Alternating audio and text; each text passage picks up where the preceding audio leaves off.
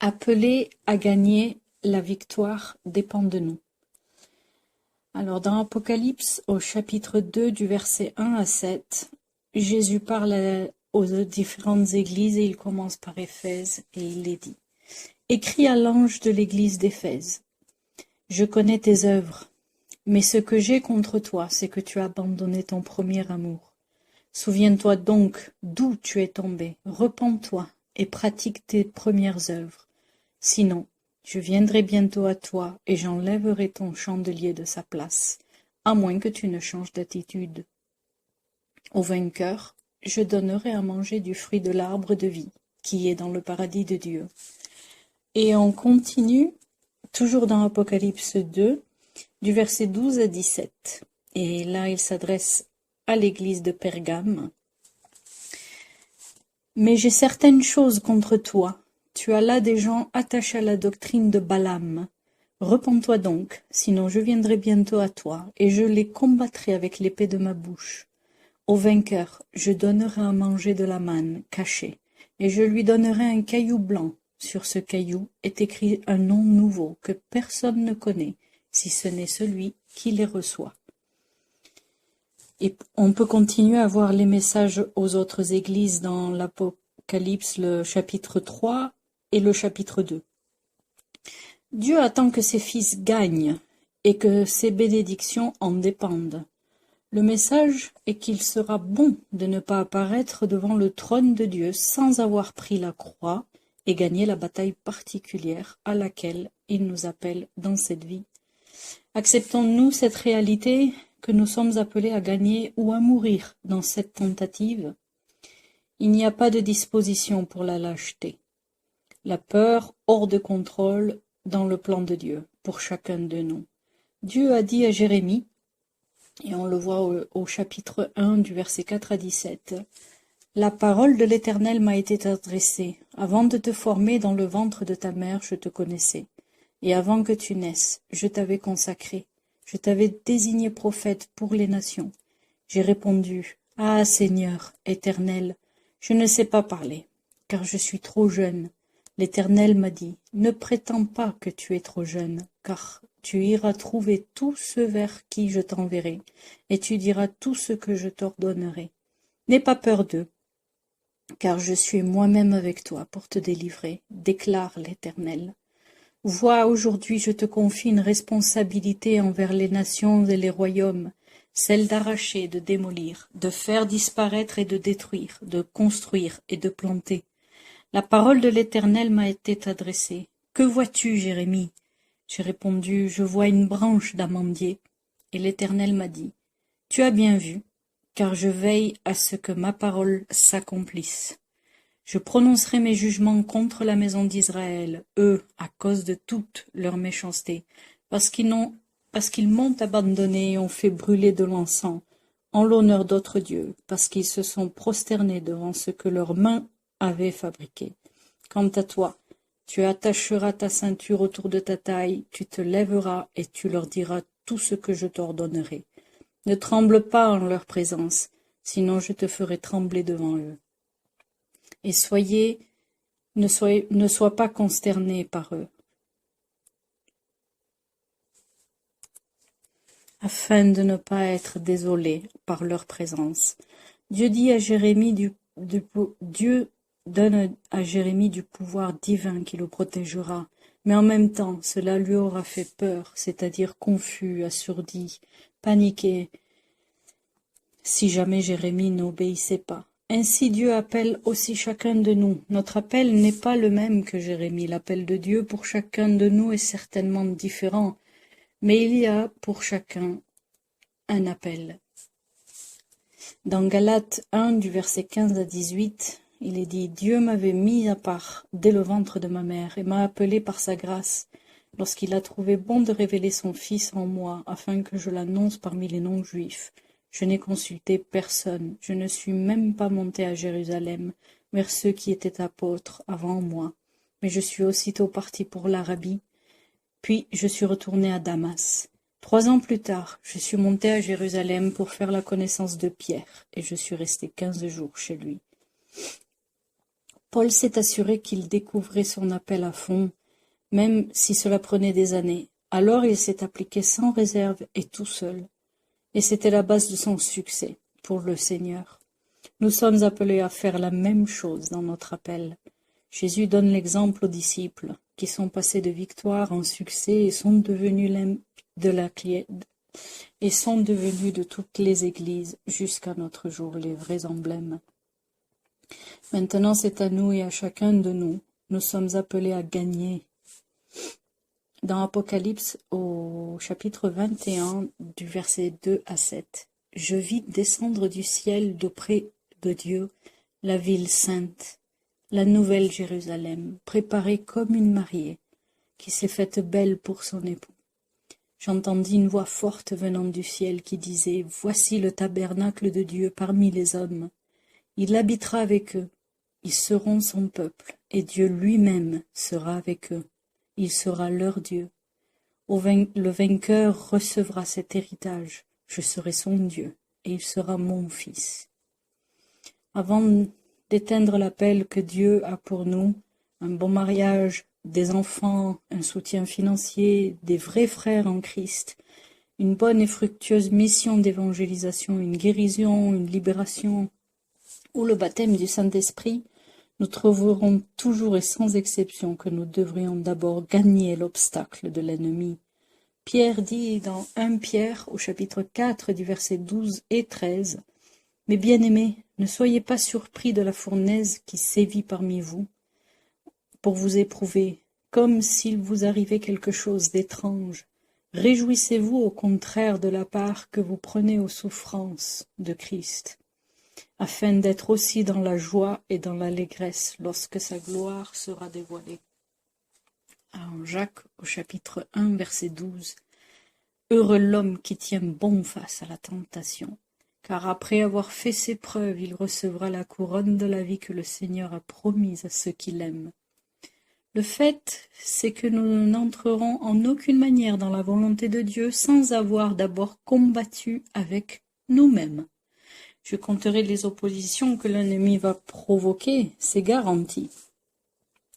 Ce 2 Timothée du chapitre 3 au verset 12, « Du reste, tous ceux qui veulent vivre avec piété en Jésus-Christ seront persécutés. » Actes chapitre 28 verset 22, « Cependant, car nous savons que cette secte rencontre de l'opposition partout. » Attention aux traductions, parce que dans la mienne, il est écrit secte, mais en fait, il parle aux églises. Attention juste aux différentes traductions de Bible. Qui veut être disciple à plein cœur, abandonnant toute illusion d'adversité ou mensonge de l'évangile de la prospérité, d'être capable de devenir un disciple de Christ et de faire la bonne vie uniquement sous la bénédiction d'une vie confortable et facile, rappelons-nous la parole qui nous a été dite. Dans Jean chapitre 15 verset 16, « Souvenez-vous de la parole que je vous ai dite, le serviteur n'est pas plus grand que son Seigneur. S'ils m'ont persécuté, ils vous persécuteront aussi. S'ils ont gardé ma parole, ils garderont aussi la vôtre. » Dans Marc au chapitre 11 verset 18, « Les chefs des prêtres et les spécialistes de la loi l'entendirent, et ils cherchaient les moyens de le faire mourir. Ils le redoutaient, en effet, parce que toute la foule était frappée par son enseignement.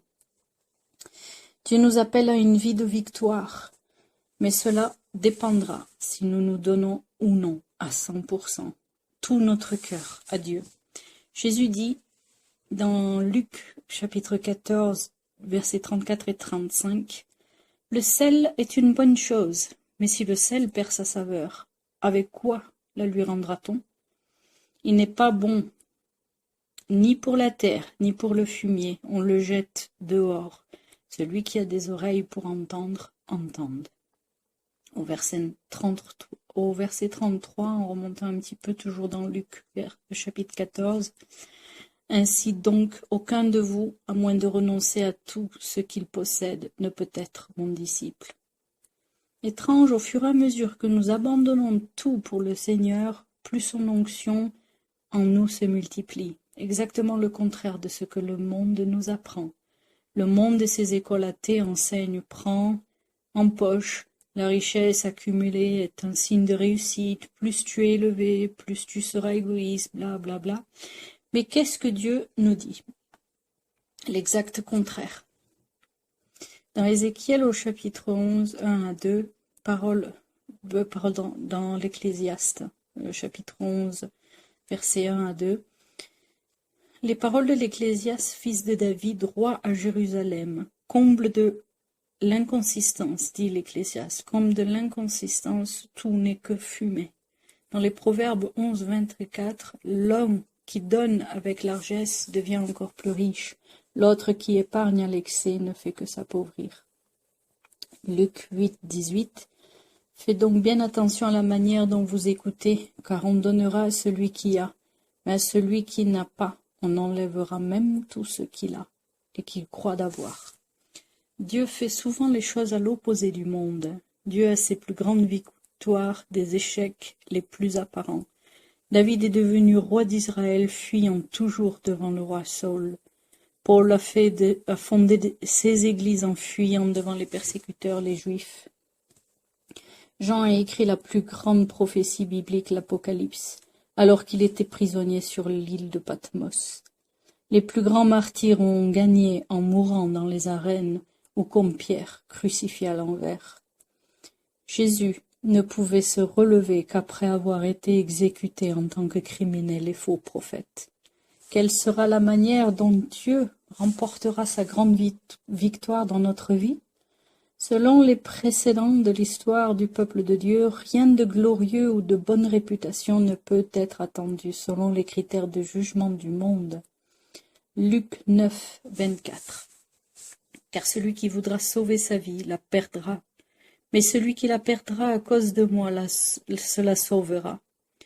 Donc, si nous voulons être vainqueurs à la manière de Jésus et de la première Église, nous devrons nous tourner vers lui et vers la première Église, certainement pas vers les nombreuses fausses églises d'aujourd'hui.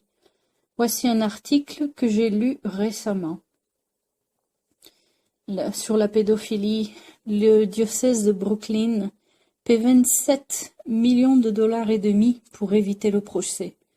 C'est la plus haute allocation jamais accordée. L'accord signé annule effectivement la plainte qui aurait conduit au procès au début de l'année prochaine.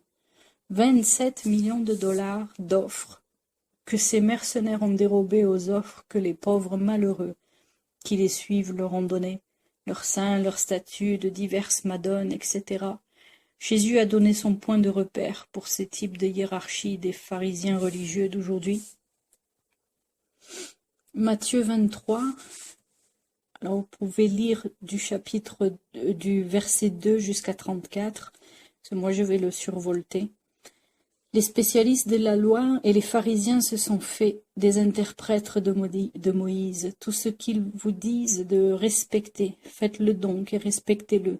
Mais n'agissez pas comme eux, car ils lisent et ne font pas. Ils lient les fardeaux pesants et les mettent sur les épaules des hommes, mais ils ne veulent pas les remuer du doigt. Toutes leurs actions, ils les font pour se faire remarquer des hommes. Malheur à vous, spécialistes de la loi et pharisiens, hypocrites, parce que vous fermez aux hommes l'accès au royaume des cieux, vous n'y entrez pas vous-même, et vous ne les laissez pas entrer ceux qui le voudraient. Malheur à vous, spécialistes de la loi et pharisiens hypocrites, parce que vous dépouillez les veuves de leurs biens, tout en faisant, pour l'apparence, de longues prières, et à cause de cela vous serez jugés plus sévèrement.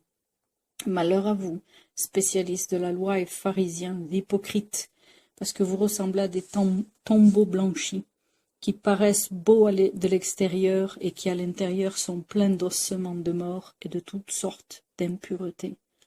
Si nous voulons faire partie de l'Église victorieuse, séparons-nous des fausses hiérarchies et fermez les rangs avec la véritable Église mondiale de l'Esprit de Christ, son Église, non constituée de sectes, de dénominations ou de soi-disant chefs religieux hypocrites qui contaminent le corps de Christ, l'Église unie par le Christ, par le Saint-Esprit et par la parole, Toute église du monde est composée de croyants faibles qui sont basés sur le sable de doctrine de l'homme et qui s'effondreront dans la tempête de la tribulation à venir. C'est une partie de l'église qui est complètement fausse et les mauvaises herbes. Ne les écoutez pas. Écoutez la parole.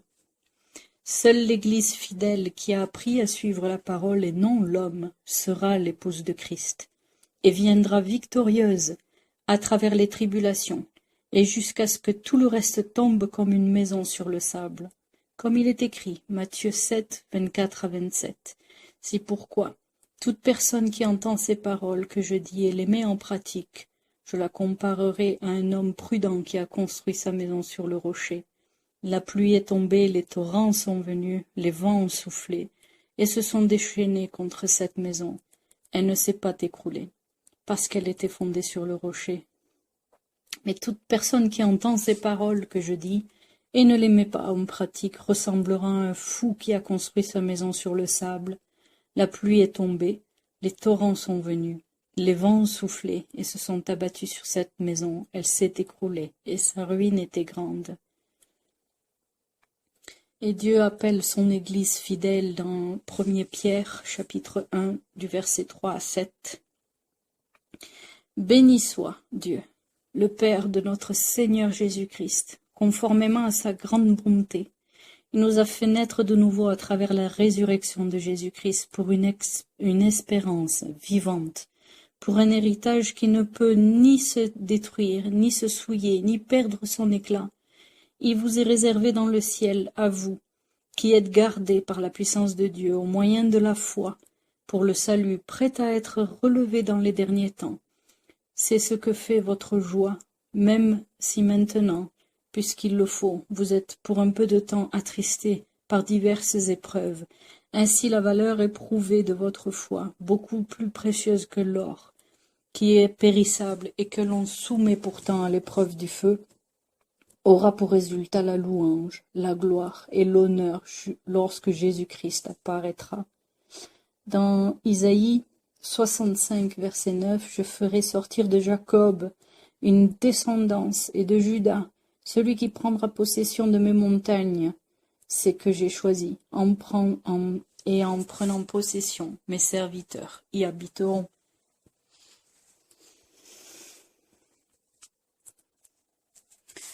Dans Sophonie, le chapitre 3, verset 20, « À ce moment-là, je vous ramènerai, à ce moment-là, je vous rassemblerai. Oui, je ferai de vous un sujet de gloire et de louange parmi tous les peuples de la terre, quand je ramènerai vos déportés sous vos yeux, dit l'Éternel. » Et dans Ésaïe, chapitre 11, verset 12, « Il dressera un étendard pour les nations. Il rassemblera les exilés d'Israël et réunira les dispersés de Juda des quatre coins de la terre. » Et dans Ésaïe, toujours, chapitre 27, du verset 12 à 13. « Il arrivera ce jour-là que l'Éternel procédera à un battage depuis le cours de l'Euphrate jusqu'au torrent d'Égypte, et vous serez ramassés un à un, Israélites.